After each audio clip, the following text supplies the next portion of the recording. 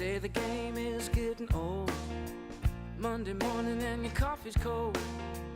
Life is not what you want it to be. You need another chance to be who you want to be, yeah. You say that things don't ever change. Tomorrow's looking just like today. Hello, everybody, and welcome to A New Direction. It is Jay Izso, and it's the late edition. It's the Thursday late edition, and you're kind of going, what, the Thursday late edition, Jay? I'm listening to this later. What do you mean by a Thursday late edition? Well, listen, for those, first of all, of course, you know, all of you who download this show sometime later, and I thank you for doing that, by the way, whether you're on iTunes, iHeartRadio, or wherever you're at. Thank you for downloading the show, and thank you for downloading it so often. I am so grateful for you for doing that. But as you know, I also do this on Facebook Live, and so people get to watch me in my cowboy hat and in front of a microphone and listen to my interviews, and so I am really just so excited about today's show. I say that every week. I am excited about today's show because I always feel like every show just always continually gets better and better and better. And this show is no exception. This show is going to be a great show. And it is, even though we are a little bit late, it's going to be perfect. And because I'm Facebook Live and I know that you can hear me, folks, go ahead and chime in your questions for Gregg Jackson, who's going to be joining me a little bit later here in just a few minutes. But listen, we're going to do what we always do on A New Direction. And what we always do on A New Direction is we check in. And I check in because I believe that we are four-part people. We are physical people, mental people, we are emotional people, and we are spiritual people. So I want to check in with your scales, right? Because that's what we do every week, check in with your scales. So if you haven't joined us before, on a scale of 1 to 10, right? 1 being I am so miserable, I can't stand it. 10, it just doesn't get any better. Where are you at physically? All right? Where are you at physically? What's going on with you physically? Are you taking care of your body? Are you eating the right things? Are you exercising? Are you getting things into your body, doing the right things, right?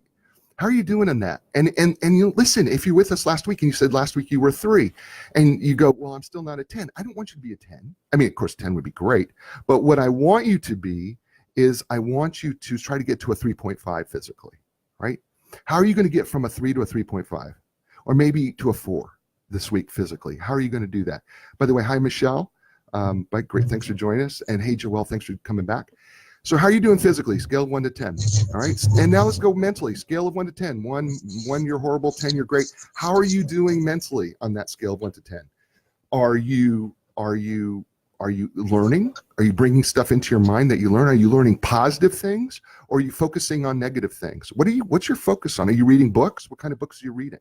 Are you watching the news? One of the best things I ever did to improve my mental capacity is to stop watching the news. I know you go, Jay, how do you learn about anything? Trust me, you'll know. If you're on social media, you kind of know what's going on in the world. Okay. And I wrote books on social media. So of course I get to know, even if I don't want to know, I get to know. All right. That's how it works. But I don't watch the news anymore. And the reason why is because news is bringing me down, man.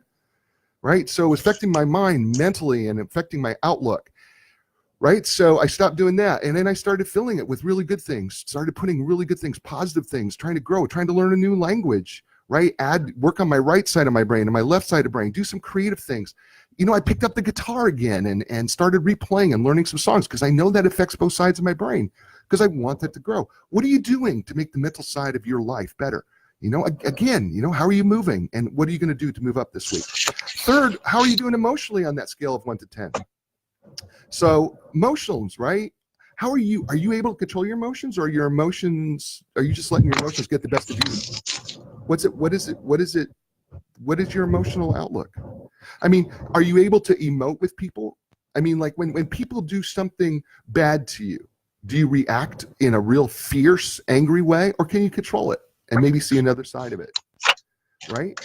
How are you able to control your emotions? Because emotions are really kind of that thing that drives behavior for us. So it's hard. Sorry about the static in the background. It's hard though when our emotions will always change our behavior. Because if you're sad, you try to do something when you're sad. You can, so you have to be able to control your emotions that when you're in a sad place that you can pull yourself out emotionally. And then finally, spiritually, where are you at on that scale of 1 to 10? We're all have a faith in something. I don't care who you are. Even if you tell me that you're an atheist, all right, and you say, I don't believe in a God. Okay, fine, but I promise you believe in something. You probably believe in karma, right? I mean, right? You believe in karma, right? What's karma? What karma is what? You believe that if you do something good or you do something bad, then something bad or something good is going to happen. Well, it's a belief in something, right? So maybe it's not a belief in God, okay? But you believe in something. How are you doing in your beliefs? How's that spiritually working for you? How fulfilling is it? Are you at peace? Are you in harmony? Is there real joy or just happiness? And do you know the difference between the two? And where are you at in that scale of 1 to 10? And remember that these four areas of your life are like the legs of a chair, okay? When they're even, the chair's flat. But when they're out of balance, try sitting in an out of balance chair. It's hard, isn't it? And what if the chair's too low? What if all the areas of your lives are 1 and 2s and you're sitting at the dinner table? Well, you got to reach up and you got to grab something to eat. So we're trying to get to that level 10, which is a journey, not necessarily a destination. We're trying to get to that level 10 where we can sit at the table and eat all that is good for us. And that's why we do that every week. Check in with you. So check in with yourself. And I encourage you to check in with yourself every day. So you're watching, I see Joelle, Michelle's with us. Thank you both ladies for joining me this evening. Listen, here's the book. I'm holding it right up in front of you. And Gregg Jackson, who is listening to me right now in the background, cannot see me holding up the book, but I'm holding up the book Facebook Live. It's called 40 Rules Every Sales Pro Needs to Know. And we're going to talk to Gregg, but let me introduce him right now. Gregg Jackson is a national best-selling author. Okay, so that's pretty awesome that I get to have a national best-selling author on my show. That's really cool. All right, here's let me just give you a couple titles that he's done that I think is really great. I love 40 Things to Teach Your Children Before You Die. The Simple American Truths About Life, Family, and Faith, and 40 Rules to Help Boys Become Men, The Lost Art of Manners, Etiquette, and Behavior. His newest book, which is, I just showed you, 40 Rules Every Sales Pro Needs to Know, the top sales techniques, practices, and habits of elite sales pro. Gregg is a former radio host on WRKO, not WKRP. Okay, WRKO in Boston. And by the way, if for those of you who are too young to know what WKRP was, it was one of the greatest 30 minutes on television back in the 70s, 80s. And then he was also on KDAR in Los Angeles, and he's an accomplished speaker and speaks. And by the way, before I talked about his accomplished speaking, can I tell you something? Folks, I get really nervous when I have somebody whose profession was doing radio and I'm doing the show like this, because, I'm a psychological professional. And so when people find out that, my master's and doctorate works in psychology, the first thing they always ask me is, are you analyzing me? And do you want to know what the honest answer is? Yes, I am. Because it's part of my natural ability. It's what I do. I do analyze people. I can't stop it. I'm looking at your behavior. I've trained for so many years. I was 9 years in college studying human behavior, right? So, it's kind of what automatically happens. I don't place a judgment on you, but I am probably analyzing your behavior. It's just a fact. I'm sorry. And so I know that, here's this former professional, right, on doing WRKO radio in Boston, and KDAR in Los Angeles. And he's a radio host, and I'm doing this radio show, and I know he's going to go in the back of his mind. He's never going to say it to me because he's really generous and he's gracious and he's merciful and he's kind. And he's never going to say it to me, but he's going, dude, you need to shut up because you need to stop talking because I would never do that on the radio. So anyway, he's an accomplished speaker who speaks to groups on college campuses nationwide. He's a writer whose articles have been published in the Wall Street Journal, Washington Times, Human Events, and townhall.com. Ladies and gentlemen, Facebook friends, fans, and everybody out there in the world and podcast listeners, please welcome to the show, Gregg Jackson. Gregg, welcome to A New Direction. Jay, it's great to be on your show, and I promise I'm not going to be analyzing you, but knowing that you have a background because honestly, at radio, as you know, if it really isn't, it's not rocket science. There's a few things that you have to know, but it's not about the technique as much as it is, doing resets and the things that you learn just being on the radio, coming in and out of breaks. But what's more important, in my estimation, is one's ability to engage the audience and to ask thoughtful questions and to make it, to bring it to life. Whatever the topic is that you're talking about. And, people, you can put on your radio voice and, hey, this is Gregg Jackson reporting, WRKO in Boston. You can do that kind of affected, voice, radio voice. But, the thing that's really the most important, even if you're monotone, I don't even care if you're the most monotone. Well, maybe, I mean, you don't want to be putting people to sleep, but what I've learned just being on radio, you've probably seen this as well, and just done thousands of radio interviews on the other side myself, is that I don't think the audience cares as much as you think they do about how you're sounding, right, or your radio voice. I think most people on the other end are most concerned about the substance, right, and are you adding value to their lives? Is what you're saying meaningful? right. Are they learning? Are they being informed? Is it interesting? Is it funny? Right. And those are the things that, so don't worry, I'm not, and that's what I've learned, is that, anybody can, start a YouTube channel. By the way, I'm not minimizing what you do, because I think it's superb, and just hearing a little bit about your show and what makes you unique and what it is. And I love that quiz. By the way, I think I need to do some work in a few of those areas, just FYI. Of the four-legged stool, I might only have 3 right now, so I need to work on that other leg. Good for you. But I learned I think what you're doing, so again, it's not about it as much about how you sound or how you look. It's really, I mean, what type of information are you sharing, and are your listeners benefiting? Are you both growing mutually? And that's really what radio is all about. Don't you agree? Oh, no, I fully agree with you. Matter of fact, this is the reason why I was so excited about doing this show with you, because I for the last couple of days, you don't know this, but I've been going to LinkedIn and Facebook and Twitter. Well, you did see some on Twitter, of course, but even Instagram, and have been telling people, I'm about to interview, Gregg Jackson, who wrote this outstanding book called 40 Rules Every Sales Pro Needs to Know. And because I live in the Research Triangle Park in Raleigh, Durham, Chapel Hill, North Carolina, we have a lot of sales people, right? Because we're hubs for medical sales folks, right? We have GlaxoSmithKline. You used to live in Charlotte. So, sure. So I had a lot of people going, I have insurance people, I've got real estate people, mortgage people going. I even had somebody say, do you think it would be appropriate for direct sales?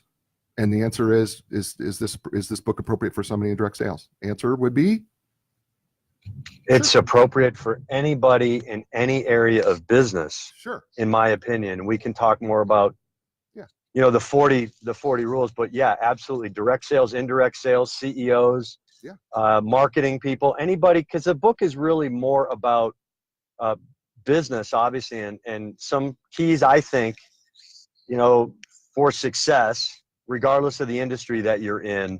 But most importantly, a lot of those concepts in the book, right, Jay, you can apply to your life, your marriage, your relationships. Totally agree.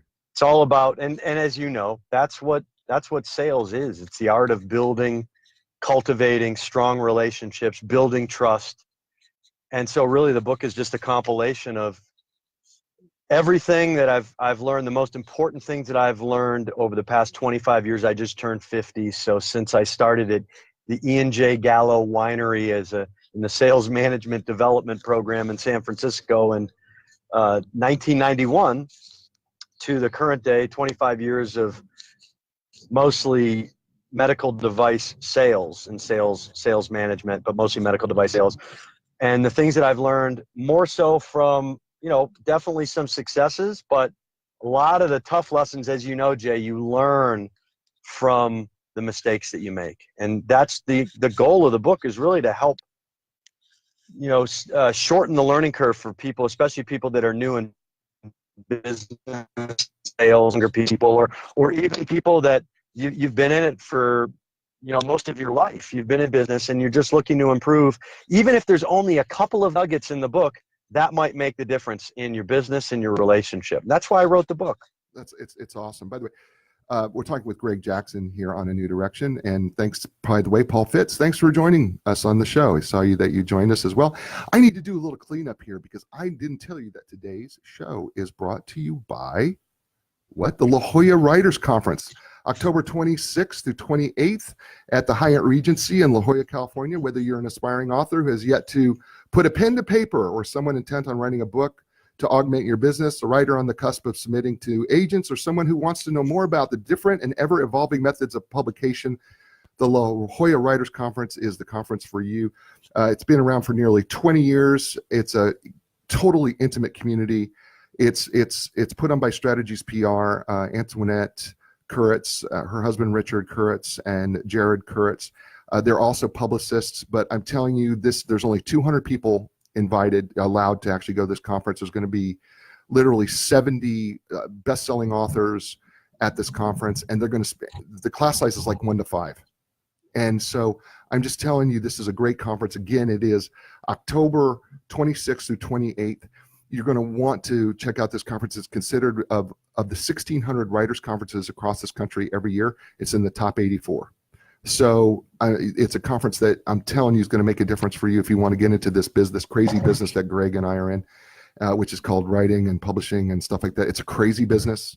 I just explained it to my sister, and she had no idea. That this is my sister is living in Nebraska going, how come you can't do this? Because I said, that's the way this business rolls. And so we're talking with Gregg Jackson here on A New Direction. And so, hey, Patrick, thanks again for joining the show.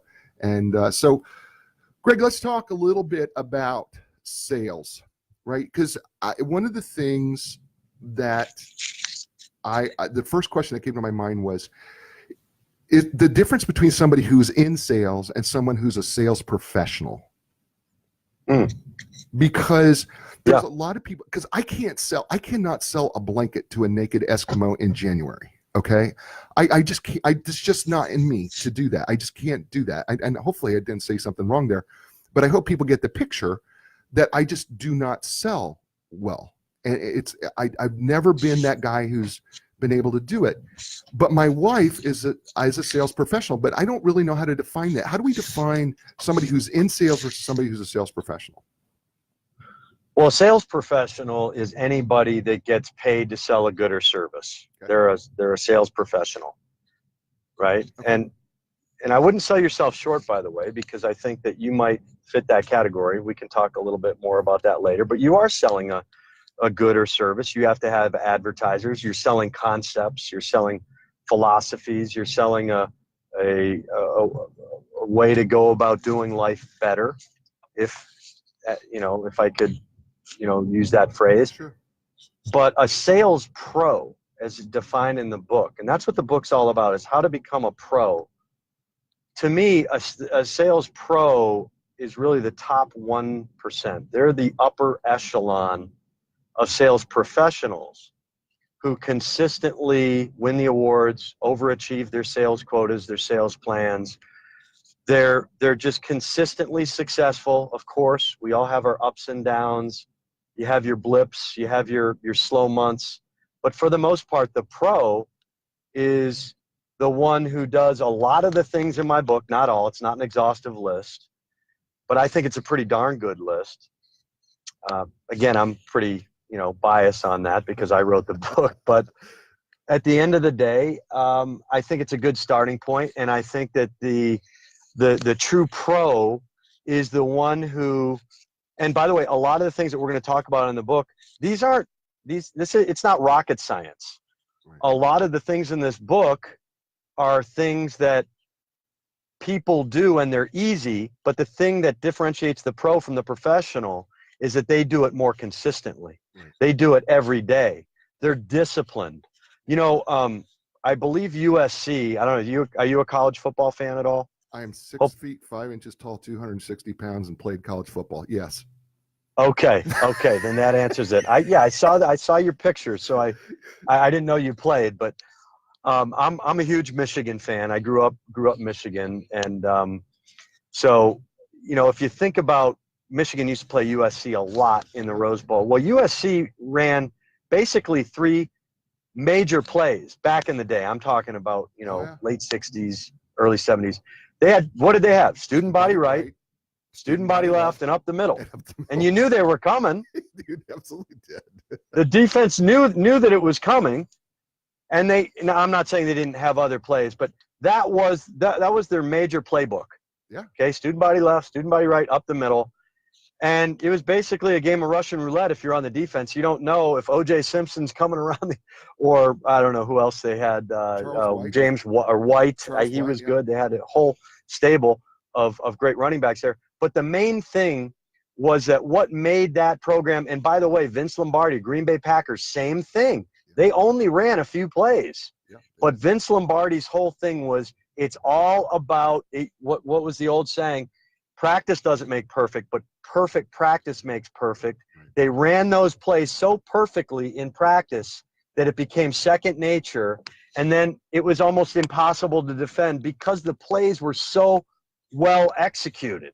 Right. And by the way, I wish Jim Harbaugh would take a page out of both of those great coaches' playbook, because we're not running too well executed plays on offense. Our defense is pretty good. But my main point is that the pro in any endeavor of life, they just have the understanding that they need to do certain things really well, better than their competitors, and they have to do them on a daily basis. Can't just be like once a week or once a month or quarterly. It's got to be these daily ingrained disciplines that, again, not rocket science, not easy to learn, but more difficult to execute because it does require discipline. But these are the things that I believe really differentiates pros from sales professionals. Is that clear? Oh yeah, that's awesome. By the way, we're talking Gregg Jackson, author of this fantastic book. You can't see me holding it up, but I am holding it up. It's called 40 Rules Every Sales Pro Needs to Know. Gregg, the first nugget. I hope all of you got that. And by the way, Brian, thanks for joining us. The first nugget that I hope you pulled from this, if you're listening right now, is if you're going to be a pro, you got to practice like a pro. I mean, ask. I don't care if it's a sport. I don't care if it's business. Those people practice every day at their craft. That's what his point is. They practice every day. If you folks, I know that there's some new salespeople listening to us right now, and I'm going to just give you a piece of advice. That person who gives you a script book and says, these are some scripts, I want you to make them your own, I want you to practice them. They are not saying that because they're cheesy. They want you to make them their own, and they want you to practice them every single day, going through how to overcome rejection, going through how to overcome negative responses. How do you overcome this thing or that thing? The reason why they're having you practice those scripts is so that they become second nature. And that's exactly what Gregg is talking about here. So that's your first nugget, all right? Practice, and not just practice half-heartedly, okay? When you practice like you mean it. Practice like it's the real situation. Perfect practice makes perfect. Right? I mean, you played college football. Sure. I played tennis competitively in college. And so you and I know what it's like to be on a varsity team. And at that level, it's a pretty much year-round endeavor that we're engaged in. Yeah. And, game time, as you know, you shouldn't be stressed out. I mean, there should be some butterflies in the locker room before a game or before a tennis match, before any sporting event. But you shouldn't be nervous in the sense that you feel ill-prepared. No. You should allow everything to just unfold because you're so well prepared. My 13-year-old plays hockey, and what I told him, matter of fact, we had this discussion last night. He had a really good practice last night. And what I've told him was, I said, Jake, I don't care what level you make it to in hockey. I don't care if you're just on JV, varsity. If you play in college, great. I mean, I'd love it. I'd be thrilled if he could and if he did. But what I've always told him was, I'm more concerned about your character and your leadership capabilities that you develop, because that's what's going to serve you in any capacity, in any endeavor, in any area of life. And it all starts on the practice in sports, on the practice field. We could apply this to homework as well. Sure. I mean, my son's in 8th grade. These are crucial years for him to develop those habits that he's either going to develop now or he's never going to develop.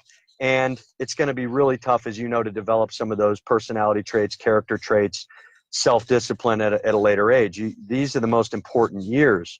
And what I was telling him last night was the most important thing that you can do during practice is to try to perfect every drill that you do. It is practice, and you're not keeping score like a game, but you should treat it like a game from the standpoint that every drill that you do, you should try to be first. And there's another kid who's a little bit faster than him. Jake's probably second in terms of speed on his team. But I told him, I said, your goal needs to beat this other kid. His name's Dom. You need to try to beat Dom. That's your goal. So I'm setting like little mini goals for him to do. And I said that, when you do a drill and the coach blows his whistle and he wants everybody to come in so that he can diagram whatever the next drill is going to be on that little whiteboard that they use. I told him, I said, Jake, your goal needs to be, you need to be the first one. You spray the coach with snow. You stop, you get there before anybody else does. Your goal should always, at whatever level you play, you need to be there first. You need to be right in the coach's face. You're the eager beaver. You're the one that the coach is always saying, wow, Jake's first in every drill. He hustles the most. He might not be the most talented. He's only played 3 years. But this kid is leading by example, and he has the work ethic of a professional, and he's just playing first-year Bantams. That's awesome. That's what I think what we're talking about when we're talking about perfect practice. Right. And you can apply that to any aspect of anything that you do. Right. Even if you're just mowing the lawn, as a Christian, I would say do all things to the glory of God, right? But that's the way I treat my life. And just, full transparency, everything in the book itself is it's biblically based. These are biblical concepts. I didn't invent them. Right. Almighty God did. I put them in vernacular and jargon that, just regular everyday jargon. But the fact of the matter is that the stuff in this book, Jay, is not rocket science. But I do believe that if people incorporate the things that I've put down on the pages of the book, they're going to get better. They're going to get better at their jobs. They're going to get better in sports. They're going to get better in their marriages, their relationships, and in life. And that should be the goal, to constantly improve, to get better. I know that's what the goal of your program is, because you got the arrow and it's pointed. It ain't pointed sideways. Yeah, it's up. It's the directional up. Yeah, and by the way, we're talking Gregg Jackson, author of this amazing book, 40 Rules Every Sales Pro Needs to Know. It's right there in front of you. And hey, Lisa Rotilli, thanks for joining us. By the way, that's my cousin, just in case everybody was wondering who that was joining us on the show. So next nugget, hopefully you got it, right? When you practice, you got to practice, right? Salespeople, you got to practice hard, practice intentional.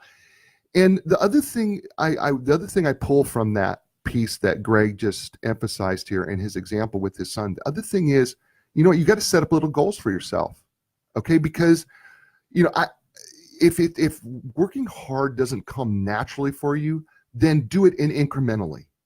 Do it one step at a time. I always talk on the show. I always talk about doing baby steps, right? Yes. People keep trying to jump. Stop trying to jump to the next step. Hey, Alex Moore, thanks for joining us.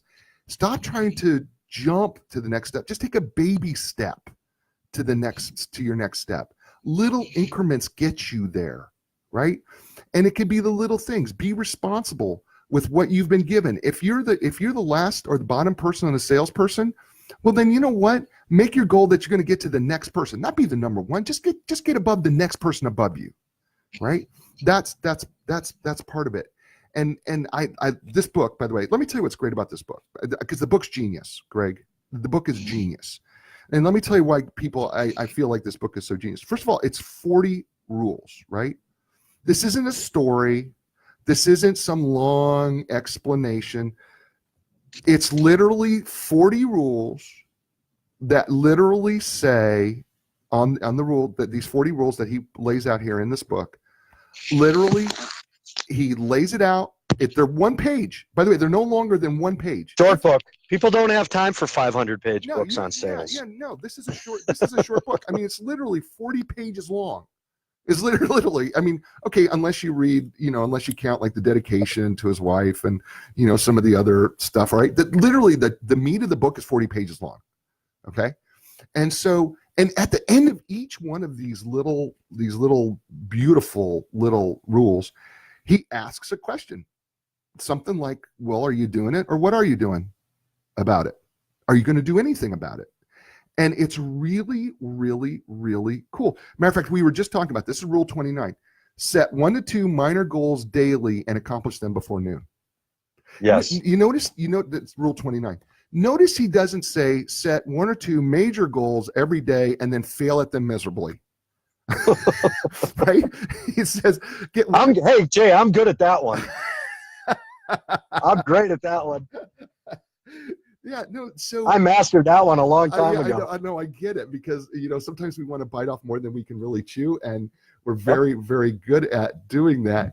And so, I mean, I thought about that today. Let me tell you my example of after reading this one on set 1 or 2 minor goals daily and accomplish them before noon. I wanted to make sure I made the bed today, because sometimes I get a little lazy and I don't make the bed. But you know what? I accomplished it. And I wanted to tell myself, you know what? Good job. You made the bed. I know it sounds like something you should be doing, but my wife and I go back and forth, and I wanted to do it. I wanted to make sure it was done and done right, because I wanted to have at least this little sense of accomplishment to say, okay, if nothing else goes right today, guess what? I made the bed. I made the bed, and it was accomplished. You know what? I put all the dishes away so that she didn't have to. I accomplished that today. Right? So that I got my day going, right? And of course, like a lot of people, that know me, know I do my daily readings and things like that. I accomplished that today. Did them. And so I love the idea of accomplishing these little goals. I want to ask you though, there was one in here that really, really I want to talk to you about. And sure. It's the issue of value. You have one in here about value that talks about, what is, make sure that you're giving value. Okay. And how do we define that? Because this one troubles me. I want to make sure I'm giving people value. And I think every sales professional wants to make sure they're giving value. How do we go about, giving our customers value? Is there some way we can kind of put ourselves in a better position to do that? Well, yeah. I mean, I'm in medical device sales. So if there's any listeners out there who go into hospitals every day and I deal with interventional cardiologists and vascular surgeons, and I sell products to them. So in that setting, what I see a lot of, Jay, is that a lot of competitive reps will come in and they'll book a day in the lab at the hospital, and they'll bring in some donuts and bagels or lunch, and there's nothing wrong with that. But that's pretty much the extent of it, and there won't be any real transfer of information or knowledge or value to those customers. And what I found is that, number one, you're wasting your time if you're going into an account and booking time without any dedicated time to transferring some sort of value to the customer. So in my arena, in the medical device side of things, that translates into in-servicing my product. So I'm constantly trying to, I consider it to be stealing from your company if you're just going and hanging out and being on social media all day and not working, but just being at the account or kind of, whatever, making sales calls, but not really adding any specific value to your customers. I think it's, where we get paid by a company, by an organization. We should be engaged in doing business, trying to move business forward in some capacity. So what I've noticed is that true pros, at least in my industry, are constantly transferring some sort of value to their customer, whether it's product information, doing in-services, spending time individually with physicians and engaging them in conversations which will somehow get them to understand and utilize our products better during the case. Or it could be something as simple as, just getting together. I deal with not only physicians, but with techs and nurses who, while they're not doing the case themselves, they're involved in the case. So I will do product training for them on a regular basis so that they understand my product. I try to treat everybody in the lab the same way I treat, the top doctors in the practice, from the scrub tech to the circulating nurse to the physician who's doing the procedure. And I think that the customer really appreciates when you go out of your way to help them become experts in your product, not to just understand it from a bird's eye view, but to really understand it in depth. And that's where I see maybe the biggest failure, and this might be infringing or encroaching upon another one of my bullet points in the book, Jay. But one of the biggest mistakes that I see is that salespeople sell at a brochure level. Do you know what I mean by that? No, at a brochure level? No, explain that, please. Well, at a very kind of rudimentary, very general level, without asking what I call high value questions. I have a whole chapter on that. Without truly understanding the needs of the customer, they either rush the close, they ask for the sale too soon, or they inadvertently take for granted that the customer knows certain information which they don't know. And so they don't ask good enough qualifying questions to find out where the customer's at, what the customer's real concerns are, what the customer's real needs are. If the customer with whom they're speaking is even the key decision maker that could even bring the product or service in, there's so much legwork that's not done. And when we fail to do the legwork and we give people only a rudimentary understanding, a 30,000 foot view of our product or service, we do them a disservice, and ultimately, we don't add any value, because the customer, when you leave, is kind of feeling shortchanged. Like, wow, person didn't even really ask me about what my needs were, what my concerns were. I don't feel like that salesperson really cared about what it is that I do day to day, and I kind of got the feeling that all they want to do is sell their product. And that's a common mistake that I see salespeople make. And the most successful pros are about the business of, they have the mindset, Jay, and I know you do, because I just talked to you briefly for maybe 15, 20 minutes, and I get this about you, that you're really concerned about adding value. See, when you're concerned on your customer's value, first and foremost, everything else takes care of itself. When you really want to understand what it is that your customers are struggling with, and maybe your product isn't the best thing for them. By the way, that's something that a lot of pros are great at. Telling their customers when their good or service isn't going to be the best solution for them, you better be upfront and let them know that. Even though you might not sell as many widgets that month, you're gonna be able to achieve significantly more success in your career over the long term when you put the interest in. I know a lot of the stuff your listeners are saying, oh, Gregg, this is so simple. This is so rudimentary. This is so basic.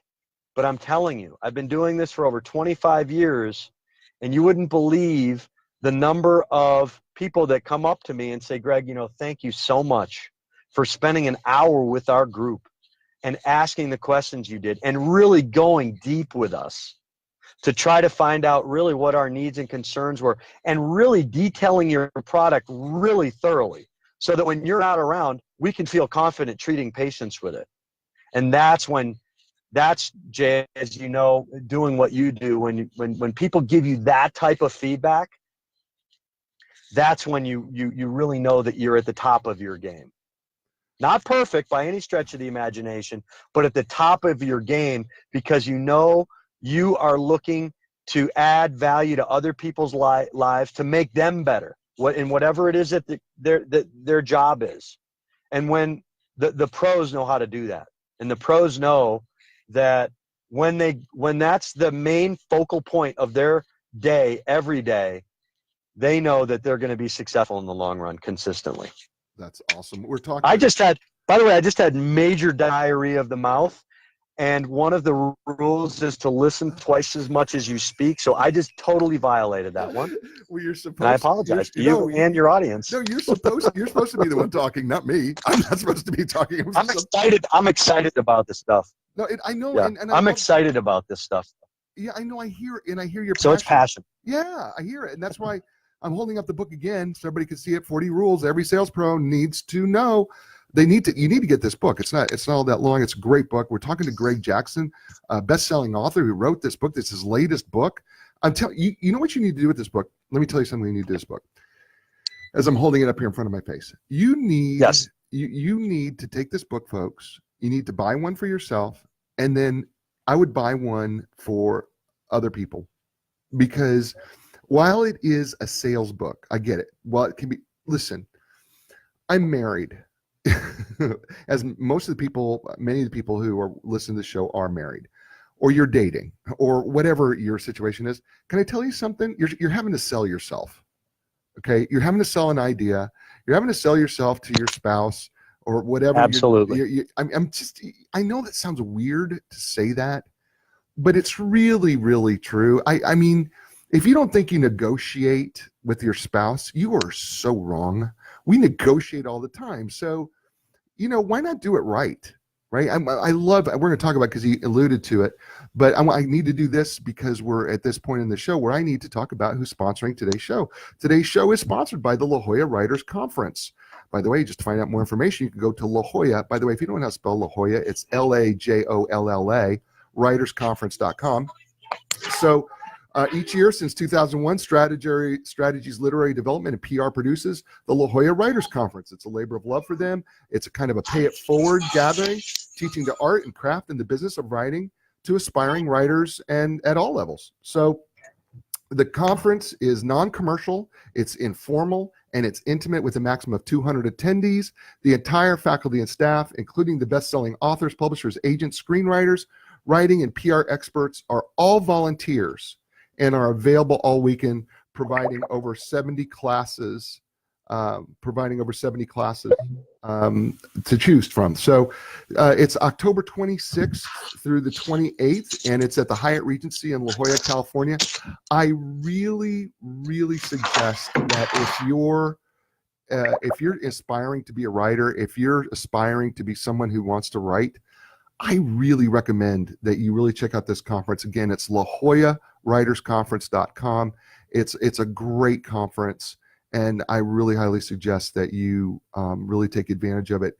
If I will tell you that I wish I knew about this conference before I started writing and before I started publishing books, and it happens to be that the people who put this on are my publicist, and they're sponsoring the show, and so it's really cool. And by the way, next week's show will actually be Annette Kuritz from Strategies PR, who's going to talk about the book business and things that you should know if you're interested in writing a book, and what's some tips and things that you need to know in this business, because you will not make the mistakes that I made when I first wrote my first book and never made the money back off of my first book. So, but we're talking with Gregg Jackson right now. And by the way, if you want to find out about Gregg Jackson, go to Gregg Jackson. That's G-R-E.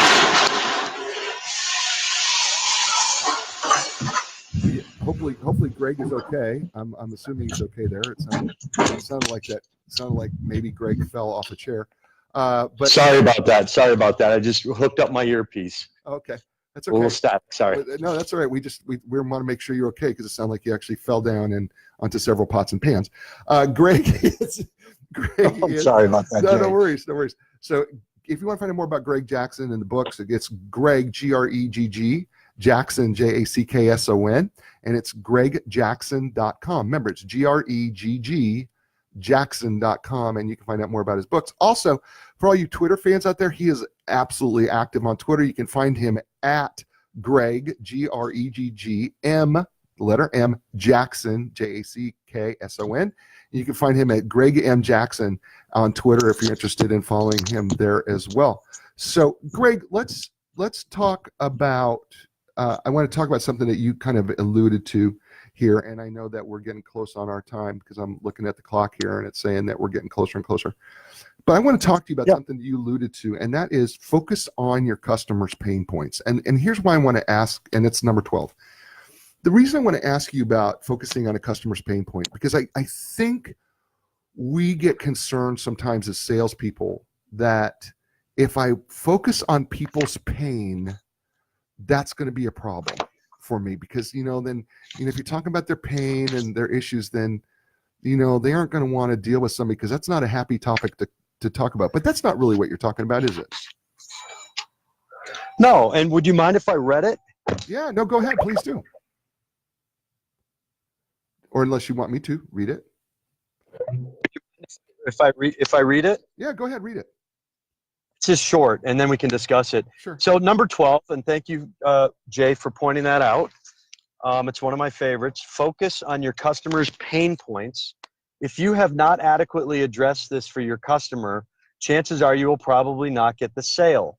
The most successful sales pros are able to determine what is most important to their customers and tailor their presentations accordingly. Every customer has a unique need. Most reps fail to adequately pinpoint the unique needs of their customers and how your product or service can best serve them.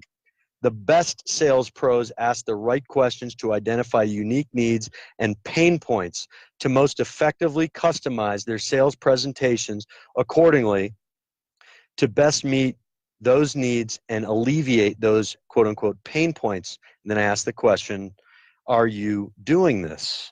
So pain points, by the way, thank you for letting me read that. I wanted people to get a feeling for just how concise a lot of these points are. And I wanted to make it easy to understand. And I didn't want to be too verbose, because oftentimes the main meaning can get lost. Right. And so in terms of pain points, there's an old saying in sales, and I don't know if it's Procter & Gamble, one of the companies used to teach it. It's called FUD, fear, uncertainty, and doubt. And probably the most probably the things that are going to not influence people, but are going to get people's attention the most, unfortunately, are those pain points, and having to do with fear, uncertainty, and doubt. If you ever want to get somebody's attention, especially in sales, sometimes that's where you need to go. You need to somehow, because that's what gets people's attention. For example, in medical device sales, which is what I do, a lot of times when I'm talking about a product, I will ask a physician to explain to me the last time they had a case turn south and where they had a patient go into cardiac arrest, or just something very negative, or something negatively associated with a competitive product. And I will ask them to explain to me, to bring me back to that place where they had a negative outcome. And the reason that you do that is because a person's pain points is going to be what is going to, A, get their attention, B, it's going to bring them back to that situation, and it's going to really grab their attention, because now they're going back in time in their own experience to something that had a really negative outcome and impact. And, because when you're talking about things that went well, went positively, yes, those things are going to grab your customer's attention. Maybe they might like talking about it, but not as much as something that went wrong. It's a pain point. It's something that is bothering them. It's something that is hindering them from being more successful in whatever area that they're working in. And when you can help solve that a major problem for a customer with your good or your service, now we just talked before the break about adding value. Now you've added value to their lives. Think about your phone, Jay, and the best apps on your phone, and how much are usually the simplest ones. They're the ones that are easiest to navigate, and they're the ones that add the most value to your life. And oftentimes, they're the ones that were able to somehow cure some sort of pain that you had prior to loading that app on your phone and utilizing it on a daily basis. And what I see a lot of times with the pros, remember, the difference between a sales professional and a sales pro. The sales professional, they get paid to sell a good or service. The pro, for any of your listeners who might have just tuned in, is somebody who is they're at the upper echelon, the top of the top 1%. They win the awards trips. They're MVPs. They're constantly at the top 10, top 20% of their sales forces. They're constantly overachieving quota. Their bosses love them. They have great relationships with their bosses and their customers, and they have good, happy lives for the most part, right? And so what I've noticed about the pros as it pertains to what we're discussing is that they're great at uncovering pain points, but not necessarily in a way that's upsetting to a customer, but they're able to weave in those types of questions and go down that path to really get to the bottom of what the greatest need is for the customer. Again, some of your listeners might be thinking, I don't need to buy a book to figure that out. Great. If you got it figured out, then more power to you, because the best of the best are great at alleviating those pain points. But more often than not, the sales professionals that aren't good at that, Jay, aren't good at that because they're uncomfortable. They're uncomfortable having difficult conversations. Right. They're uncomfortable somehow feeling that they're going to upset their customer or offend their customer by talking about some negative situations that they've had in their business. And so and by the way, that's another chapter about having the pros are often engaged in difficult conversations. They're well versed in it because it's necessary in sales and in business and in life and in relationships. By the way, we could apply this just to marriage, couldn't we, Jay? Just sure. In terms of getting pain points. If you want your relationship to get to the next level, sit down with your wife or your husband and ask them to give them total permission to tell you areas in your relationship where they think you could do better because you want to improve. Pros do that. I've only recently really started to incorporate that in my marriage, just asking my wife, sweetheart, I'm giving you total permission to tell me where are the areas in our marriage that I can improve. What really annoys you about me the most? Because I really want to improve. I want you to love me more. I want to have a better relationship. I want to be a better father and a better husband. So I'm giving you permission to do that. And I'm going to tell you right now, if you're listening, and either you're struggling in your marriage or relationship or whatever, or even with your boss or your customers, if you could sit down and have that conversation, I guarantee you that there are some blind spots that you're not seeing that people notice. And everybody, we all have them. Okay, let's be honest. No one's perfect. We all have blind spots. And some of those blind spots might be inhibiting us from achieving greater success.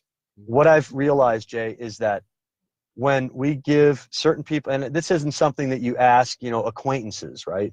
These are something that you ask people that are close to you that you really trust. You give them permission. And what I've noticed is that when the best of the best in my business, they're very humble, they're very transparent, and they want to improve, and they want to know where they fall short. And it's hard, isn't it? Because it's a blow to your ego. It's a huge blow to your pride. Oh, it's terribly hard when you, and you know what, if you have a wife like mine and you don't voluntarily ask that question, but she's willing to tell you anyway because she really wants me to be better, right? And so, she's had those meetings with me. You know what? I know that you want to improve, so I'm going to tell you something that I'm not liking, about your behavior.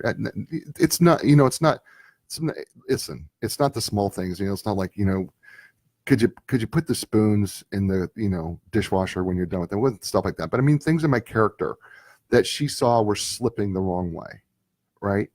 And she had to have that meeting with me, and occasionally does, to say to me, and because sometimes I don't voluntarily ask it, honey, how do I improve this? Right. So she's strong enough. This is the thing, right. She's strong enough to tell me, but she also knows that I am strong enough to take it, because I do want to improve. She knows I want to improve. Because I didn't ask the question. I think it's interesting, Greg. Yes. We're talking to Gregg Jackson, 40 rules every sales pro needs to know. I think it's interesting something, and I love, by the way, hopefully everybody who's listening remembers FUD. Fear, uncertainty, doubt. Please remember FUD, okay? Because as somebody who has written about the psychology of marketing and especially on social media, and has spoke on the issue of fear, you understand, right, that if you watch commercials on TV, I want you to what are they doing? What's the big 4-letter word? FOMO.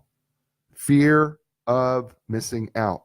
I don't care if it's a telephone company. I don't care if it's a candy bar commercial.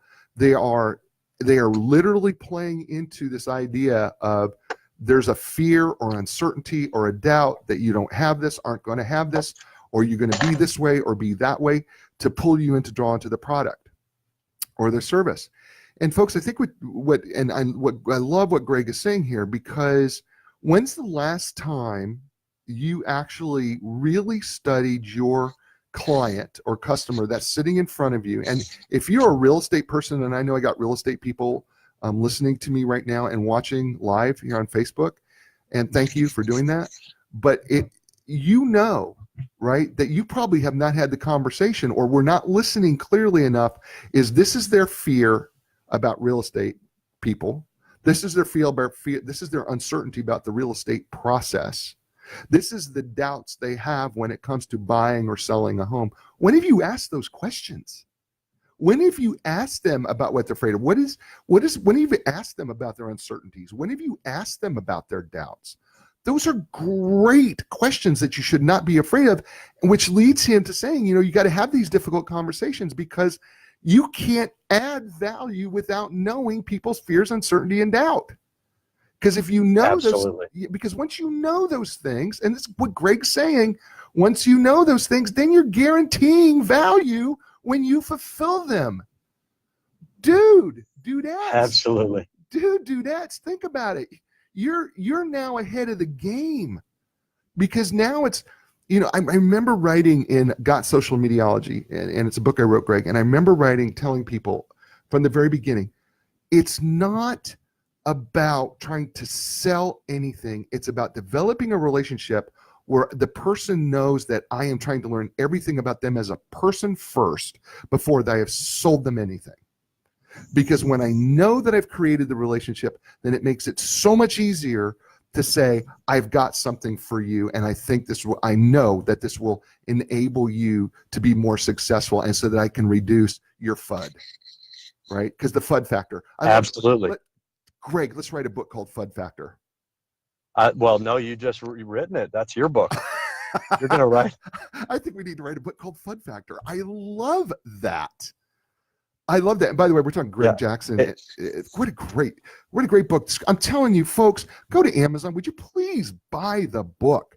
The book is, listen, you're talking a book here that you could take in your car. Ladies, put it in your purse. I know the size of my wife's purse. She could put 6 of them in there. Okay. I know she could. So put 6 of these in your purse and just hand them out to people. Because I'm telling you, this is more than just a sales book. This is a book for life. This is a book that will help you in every aspect of your life. And if you really think about it, and listen, Greg just read to you number 12, right? And number 12 could apply to anything. It doesn't have to apply to your sales business. It can apply to your marriage. It could apply to your relationships. Greg, we have surpassed an hour, my friend, and I have thoroughly enjoyed our conversation together. Before I let you go, and the book, again, I'm holding it up for everybody to see, and Greg can't, but 40 rules every sales pro, not an amateur, not a sales amateur, sales pro needs to know. This is your book. This is the book. This is the book that you're going to buy. You're going to, by the way, if I've got managers listening, which I know I do, you know what? Why don't you just buy a box of these books, hand them out to every one of your salespeople. Let them take them with you, because I'm telling you, the information, these are short. You heard Greg read how short these were. You're going to get through the book shortly, but refer back to them. Practice just doing these 40 things on a regular basis. Take one of them and practice them for a week in every conversation. I'm telling you, it's going to change you, and it's going to change the way you do it. So Greg, before I let you go, one of the things I always ask all my guests is wind us up with something that will give people a new direction in their life, their business, or their career. And from your book or from your life, help them find a new direction. How would you sign us off? Well, first of all, thank you for having me on, Jay. Greatly appreciated. Thank you for the kind words about the book. And by the way, companies have purchased the book already. It's relatively new, but they have purchased it for their sales forces. And so I think that's hopefully we'll talk about adding value. Hopefully people are going to walk away with nuggets and be more successful in whatever industry that they're in. But yeah, a lot of either CEOs or VP of sales have already purchased the book in bulk to hand out as a, I guess, relatively low cost giveaway / informational educational resource for their sales and marketing people in their companies. So if you're out there and you own a big company, like Jay just said, you can email me if it's okay, Jay, to give out my email just directly, and we'll set it up for you. It's Gregg with 2 G's. My mom gave me that extra G at the end. Gregg.Jackson, Jackson @gmail.com. Gregg, Gregg.Jackson @gmail.com, and we'll work something out with you.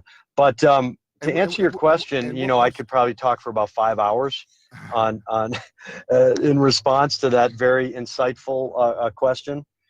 But here's what I want to leave people with that are in business and in sales, which is I think the most attractive trait for anybody, Jay, is when and this is going to sound very trite, very cliche, and like, oh, I don't need to buy a book to learn that. Okay, thanks. I'm going to pass. But it's truly being comfortable in your own skin and being yourself, not trying to act like anybody else. I'm not trying to act like Tony Robbins or any of these other motivational speakers who are out there. I'm just Gregg Jackson, and I'm drawing forth from my experience in my life. And when I talk to my customers, I think the one thing that they appreciate most about me is they know that I'm not going to BS them. There's not going to be any Bravo Sierra from this hombre. They know I'm going to give it to them straight. I don't really need to think too hard about how to phrase certain things. And although you should, you want to choose your words carefully in life in general. But what I'm trying to say is, like, I'm just transparent and I'm honest. If I don't know something, I tell my customers, I don't know, let me get back to you on that. I did that a few times today.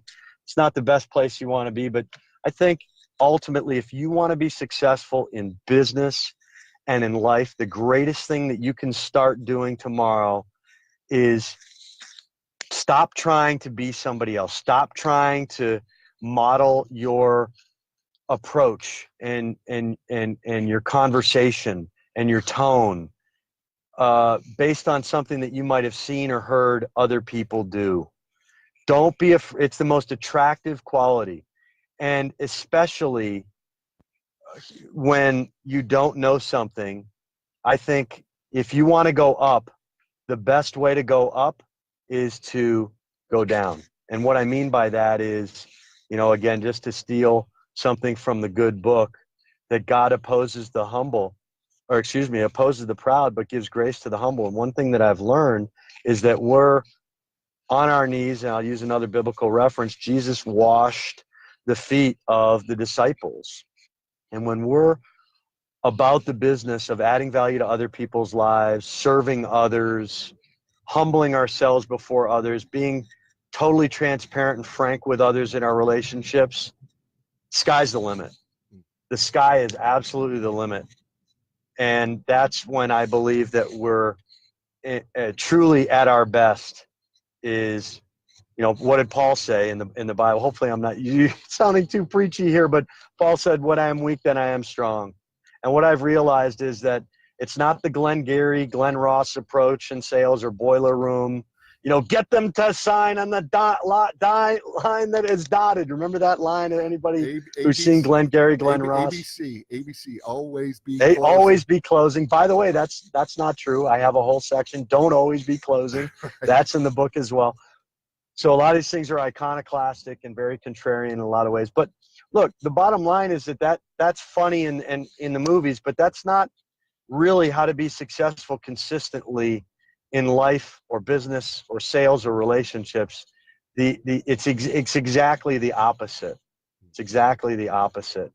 It's humbling ourselves. It's serving others. It's looking out for the best interests of our customers and people in our lives in general. So I would say a short answer to your question is realizing the power that we have when we humble ourselves, truly humble ourselves, not a fake, humility or affected humility, but a real humility and a real transparency. And when you can just free yourself and just say, you know what, I'm tired of acting like somebody else. I'm going to do it a different way. I'm just going to be totally transparent, totally upfront, totally honest, totally focused on the needs of my customers and others around me. Right. That's when life starts getting really cool. That's beautiful. It's Gregg Jackson. He wrote this book called 40 Rules Every Sales Pro Needs to Know. Folks, listen, on the jizso.com website, right? You go to my website, jizso.com. His email address will be on the write-up, and I will be posting the email address, of course. It'll be part of the write-up, which means that you'll find it on iTunes, Stitcher, iHeartRadio, Spreaker, Google Play, Pod Addict, right? Whatever, Podcast Addict, whatever your favorite one is, they all go out there. So they will. His email will be listed, as well as links to his books and how you can get a hold of him and his website. So you can find that. You'll be able to easily find that, because I do that. I will post his picture. He's a handsome looking guy.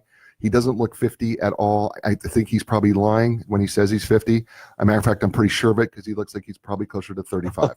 So, thanks, Jay. Yeah, you're welcome. Because my wife's a good cook and low stress. She's kept me very young all these years. That's awesome.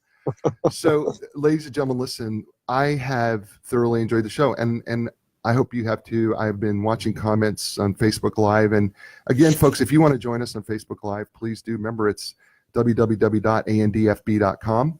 andfb.com. You can even watch the old shows if that's something that you like to do. Certainly you can download the shows on iTunes. Remember, I've made it easy for you, right? So if you're an iTunes user, you can just go to AND, which stands for New Direction, www.anditunes.com, and that'll take you to the iTunes. If you are somebody who likes Google Play, it's www.googleplay.com. Takes you right to all the episodes on Google Play. If it's somebody, let's say that you're a TuneIn Radio fan, guess what it is? It's www.andtunein.com, and you can go right and watch it from TuneIn. If you're an iHeartRadio person, it's www.andiheartradio.com, and you can listen to all the episodes that way. So we've made it very, very easy. Find your favorite podcast platform to download these shows in the future and listen to other past shows as well. Gregg has been a great host. I want to thank everybody on Facebook Live. I want to thank everybody for listening to the show. Remember, next week will be Antoinette Kuritz, and she's part of our sponsorship, which is the La Jolla Writers Conference that has been sponsoring the show for the last several weeks. And we are so grateful for them to doing that. And whether you're an aspiring author who has yet to put pen to paper, or someone intent on writing a book to augment your business, a writer, or on the cusp of submitting to agents, or someone who just wants to know more about different things about this crazy, evolving publishing business, the La Jolla Writers Conference is the place for you. It's October 26th through 28th at the Hyatt Regency La Jolla. I'm telling you, it's a great conference. It's literally 1 to 5 in terms of professionals that have volunteered their time. These are best-selling authors, writers, publicists, It's a non-commercial format. There's only 200 people allowed to attend. You really want to check this out, and I want to thank them for being my sponsor and sponsoring Gregg and this show today, because they have been an awesome sponsor. Gregg Jackson, you have been amazing. Thank you so much for your time. Thank you so much for your gift of this book. Thank you for your honesty. Thank you for your authenticity. Thank you for being on my show, because without having people like you on my show, I don't get to do this. So thank you so much.